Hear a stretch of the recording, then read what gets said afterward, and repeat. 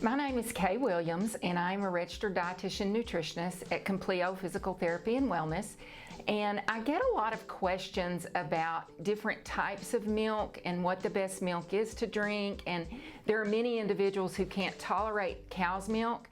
And so I wanted to just review some of the milks with you so you will at least be educated when you make a decision about what type of milk to drink. Cow's milk, of course, has about 8 grams of protein in it, and to give you a little reference as to what 8 grams is, that's about what's in an ounce of meat, just to give you a point of reference. So when we're looking at the different types of milk, I'm going to compare them to that cow's milk as either having more or less protein, calcium, and so forth. So I wanted to review these with you. There are many people who really can't tolerate cow's milk for different reasons. Perhaps they cannot tolerate the lactose, or they have a milk allergy, which just means they have an allergy to the protein in the milk. And so in those cases, you have to look at alternatives. So when we look at cow's milk, and if you have a lactose intolerance to milk, there are some different options. You don't totally have to go to a different kind of milk, such as a nut milk. You can go to a lactose-free milk. And one example of that is the Mutopia. Mutopia is lactose-free.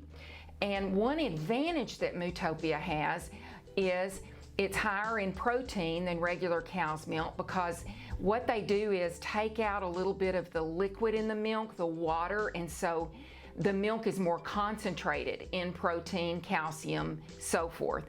So you actually get a little more protein when you drink Mutopia.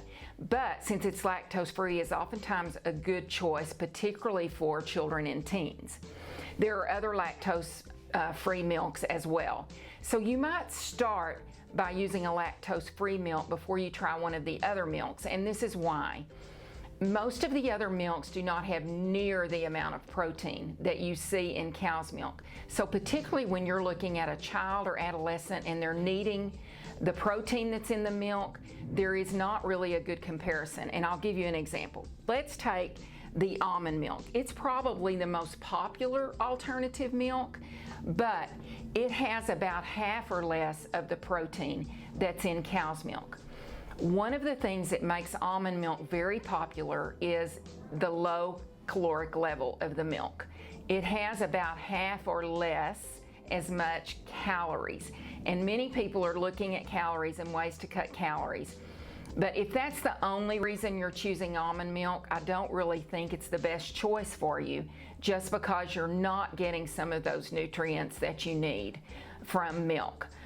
But if you have an allergy, if you have an intolerance, and you need an alternative milk, just if you use almond milk, be knowledgeable and know that you're going to have to make up for that protein somewhere, the protein that you're not getting in the almond milk.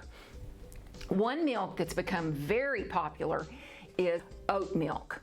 And oat milk is kind of interesting, and there's nothing wrong with oat milk. It is an alternative milk, but you just need to be aware it has even less protein than the almond milk, but it has more carbohydrates.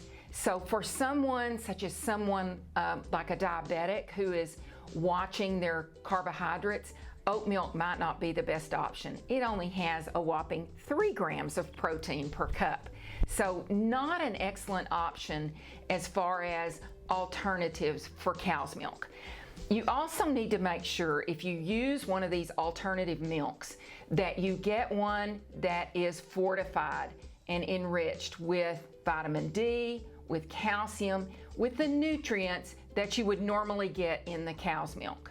So one of the problems with some of the alternative milks is that you don't get the calcium.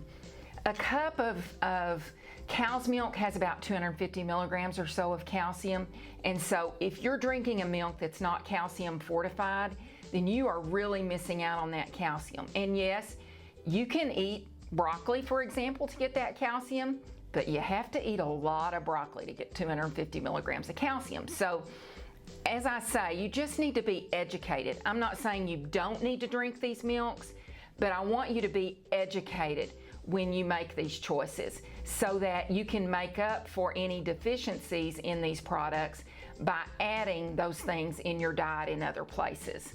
So I hope this has helped you determine what kind of milks might be better for you and what you might want to substitute. Thanks.